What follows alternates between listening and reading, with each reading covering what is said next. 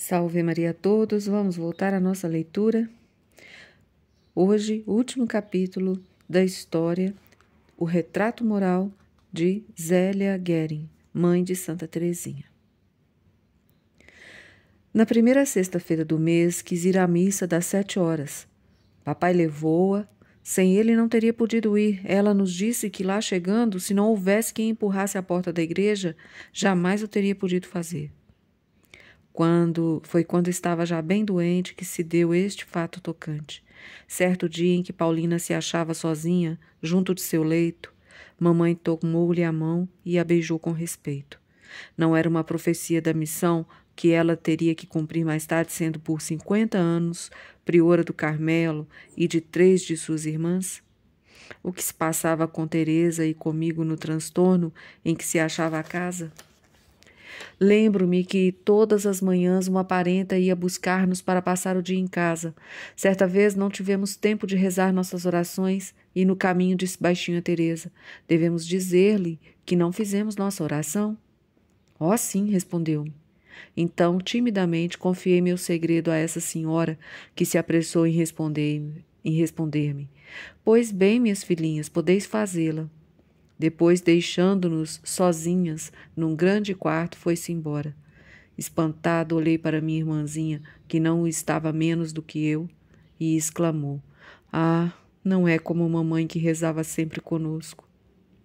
Se nossa querida mamãe não nos estava em condição de nos ensinar a rezar, quis, pelo menos no princípio de agosto, fazer o grande esforço de tomar parte na distribuição de prêmios que Maria organizara para o encerramento das aulas que nos dava. Nossa mãe, muito amada, querida, juntamente com o nosso querido papai, fez coroar seus benjamins. Sentou-se ao lado dele em poltronas enfeitadas com cortinados e presidiram juntos a esta última festa de família.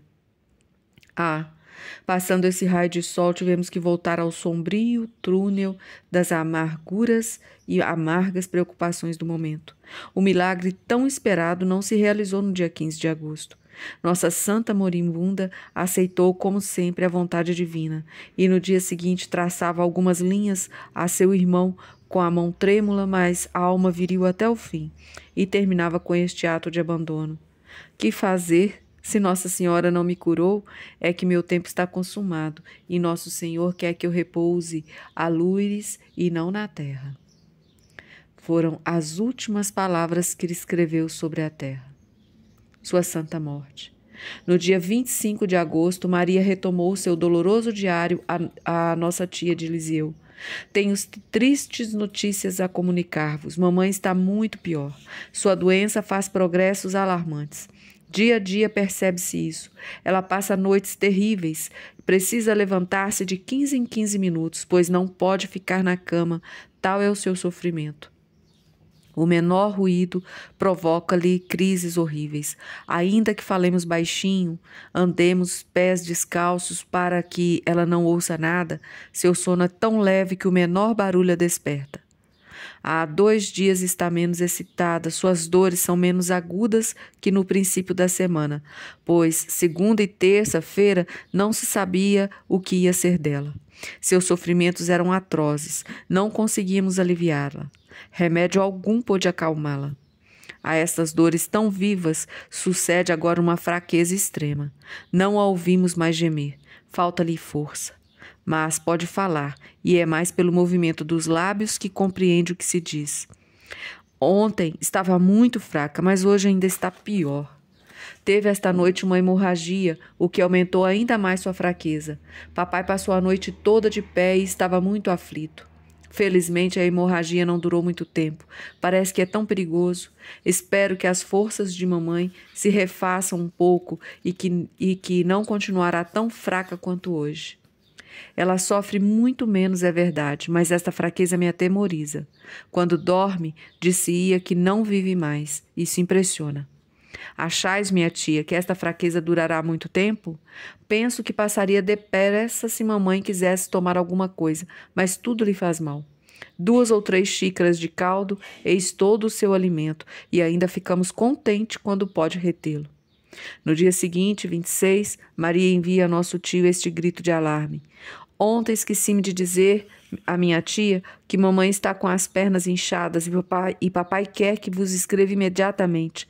Mas eu ia escrever-vos com efeito, pois estou muito aflita. Há 8 dias que o inchaço começou. Percebi hoje cedo. Apenas antes não dei atenção a isso. Meu braço também está inchado e quase não o move mais. Seu braço também está inchado e quase não o move mais. Além disso, caiu numa prostração completa. Hoje está pior ainda do que ontem. Só fala por sinais e se não a deixássemos sozinha em seu quarto, morreria sem pedir socorro. Acaba de ter uma hemorragia. Nossa pobre mamãe está mudada e muito magra. Papai está muito inquieto e acaba de dizer-me que quer que venhas o mais cedo possível a fim de encontrá-la, pelo menos com pleno conhecimento. Foi na tarde do dia 26 de agosto, ou na manhã do dia seguinte, que se realizou a recepção dos últimos sacramentos. Só Teresa fala disso em seguida de suas lembranças. A comovente cerimônia da extrema-unção ficou também impressa em minha alma. Vejo ainda o lugar em que estava ao lado de Celina. Estávamos às 5, por ordem de idade, com nosso pobre paizinho que soluçava. Quanto a minha mãe, permaneceu calma e forte.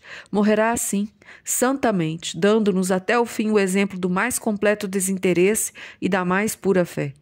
Nas angústias da doença, ouvimos-la lançar para o céu esta súplica dolorosa. Ó, vós que me criastes, tem compaixão de mim. E nosso Senhor teve piedade, acelerando a marcha dos acontecimentos, pois então não havia como agora calmante para aliviar os pobres doentes. Na terça-feira, 28 de agosto de 1877, à 00:30, esta mãe admirável nos foi arrebatada.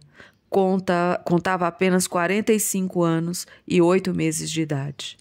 Na manhã do dia de sua morte, nosso bom pai tomou Teresa nos braços e disse: "Vem beijar pela última vez tua mãezinha." Sem pronunciar a palavra, aproximou seus lábios da fronte gelada de nossa mãe querida. À tarde, a criança detinha-se diante do caixão colocado no vestíbulo e o achava tão grande, tão triste. Maria, deixa-nos também esta lembrança.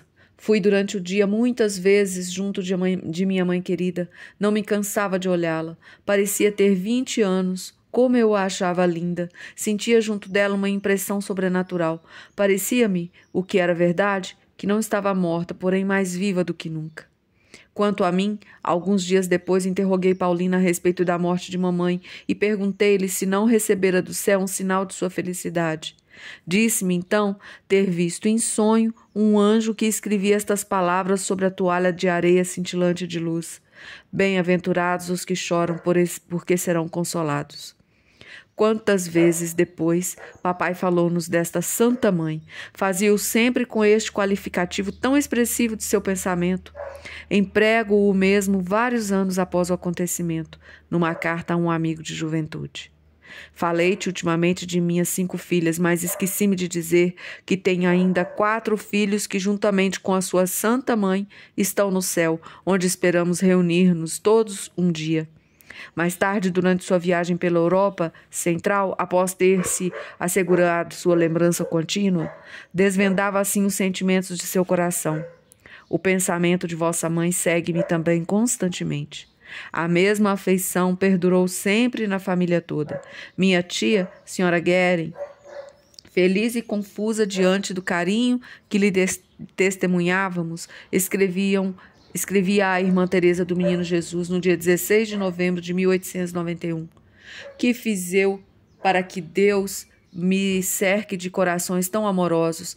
Não fiz mais do que atender ao último olhar de uma mãe que eu amava muito. Acreditei compreender esse olhar, que nada me poderá fazer esquecer. Está gravado no meu coração. Desde este dia, procurei substituir aquela que Deus vos arrebatou. Mas, ninguém poderá substituir uma tal mãe. Teus pais, minha Teresinha, são dos que podem ser chamados santos e merecem gerar santos. Nossa antiga empregada Luísa Marais escrevia no dia 22 de julho de 1923, pouco antes de morrer. Em seus sofrimentos agudos, invoco minha Teresinha ao mesmo tempo que a sua boa e santa mãe, pois, se Teresinha é uma santa, na minha opinião, sua mãe também o é, e muito grande.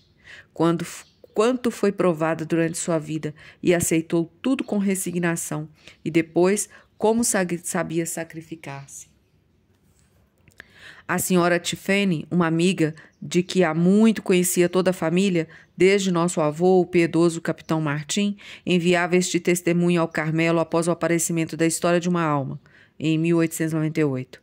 Li com vivo interesse todos os detalhes dados sobre vossos antepassados. Revivi os que já conhecia juntamente com vosso pai e vossa santa mãe. Que linhagem de santos tendes em vossa família!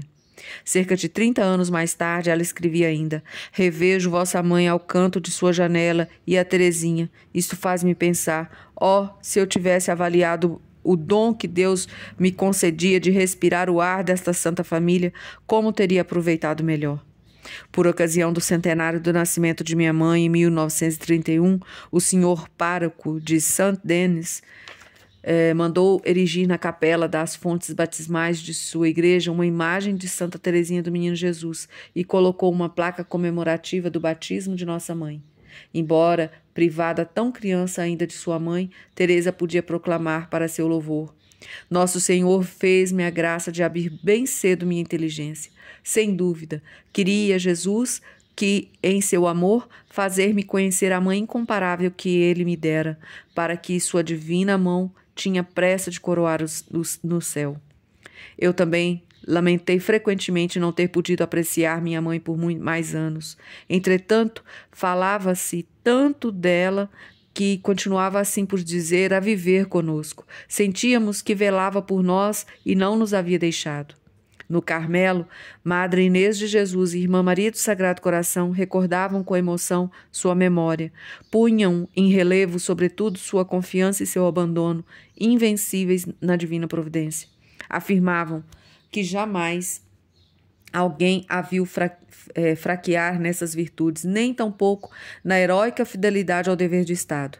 Numa palavra, sempre ativa, sempre devotada, sempre sorridente, minha mãe não tinha ares de fazer algo extraordinário, mas, com uma simplicidade e humildade notáveis, despendia-se sem descanso pelos outros e vivia sempre para nosso Senhor. Ouvindo esses elogios e relembrando-me do que eu própria vira, pensei muitas vezes que nossa Teresa herdou essas disposições fundamentais que deveriam fazer dela a apóstola da pequena via. Seja-me permitido terminar com esta homenagem prestada a nossos venerados pais. Ela provém de um sacerdote que escrevia recentemente. No dia 26 de março de 1923, assisti a transferências dos despojos de Teresa do cemitério para o Carmelo. O que mais me comoveu, assim como muitas paróquias a quais relatei, foi a parada do carro que levava o caixão diante do túmulo do senhor e da senhora Martim e a recitação do Benedictus.